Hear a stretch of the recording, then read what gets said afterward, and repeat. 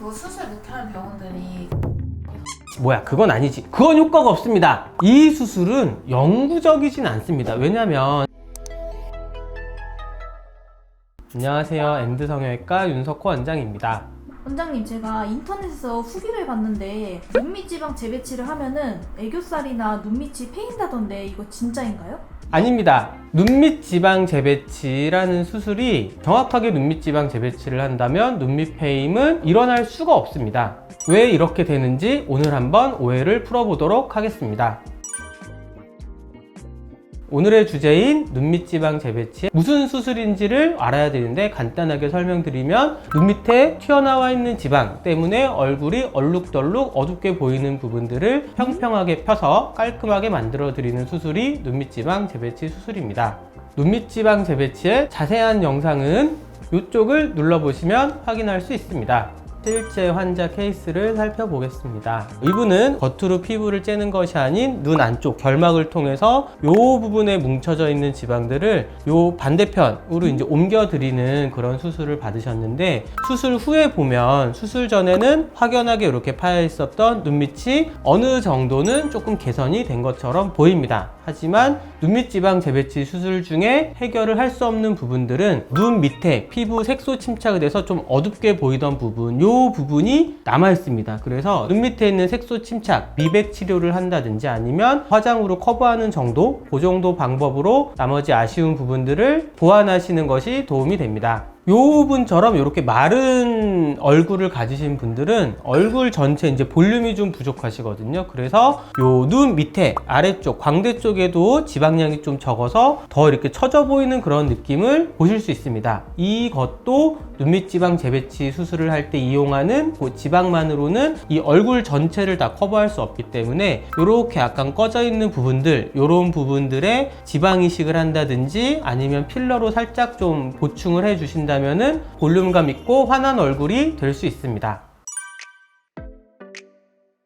애교살을 우리가 수술하면서 아예 건드리지를 않습니다. 왜냐하면 눈 안쪽에서 절개하는 그 시작점 자체가 이 애교살이 위치한 부분보다 이 아래쪽에서 시작하기 때문에 애교살이 없어질 수가 없고, 우리가 애교살이라는 거는 실제로 살이 아니라 눈 주변을 둘러싸고 있는 근육인데 그 근육 자체를 건드리지 않기 때문에 애교살은 없어질 수가 없습니다. 오히려 눈밑 지방 재배치를 하시면 이 부분에 있는 지방들이 쏙 하고 빠지기 때문에 기존에 있었던 애교살이 오히려 이렇게 도드라져 보이는 그런 효과를 더 얻을 수 있습니다.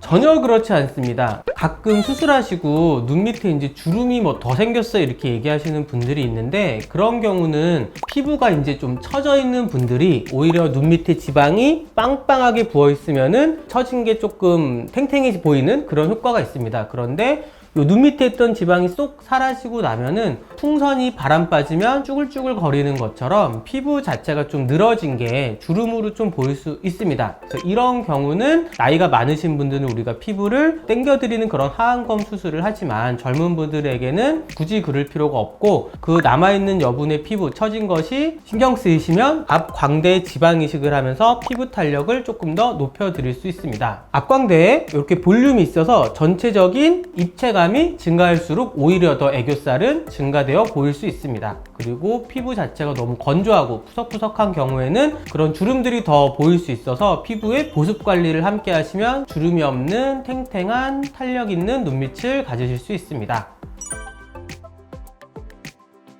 눈밑 지방 재배치를 우리가 성형외과가 아닌 데에서는 울퉁불퉁한 걸 그냥 필러로만 메꾸려고 하려는 경향이 있는데, 튀어나온 걸 줄여주는 것이 이 수술의 목적인데 튀어나온 걸 내비두고 그 옆에를 더 채워서 불룩하게 한다 그러면 오히려 눈밑이 그냥 퉁퉁하게 보이는 그런 효과가 있고, 또 하나 눈밑 지방 재배치의 핵심은 눈물꼬랑 인대가 찝혀 있는 것을 풀어주는 데 효과가 있습니다. 하지만 필러만으로는 그런 부분들을 해결할 수 없습니다. 눈 밑에 꺼짐이 조금 심하다 그러면 우리가 정석적인 방법으로 눈밑 지방 재배치를 하시는 것이 오히려 더 훨씬 효과적일 수 있습니다. 오늘은 이렇게 눈밑 지방 재배치 수술에 대한 오해를 알아보았는데, 눈밑 지방 재배치 정확하게 정직하게만 하면 부작용 없이 애교살은 보존하면서 평평하고 매끄러운 눈매를 얻을 수 있습니다. 지금까지 엔드 성형외과 윤석호 원장이었습니다.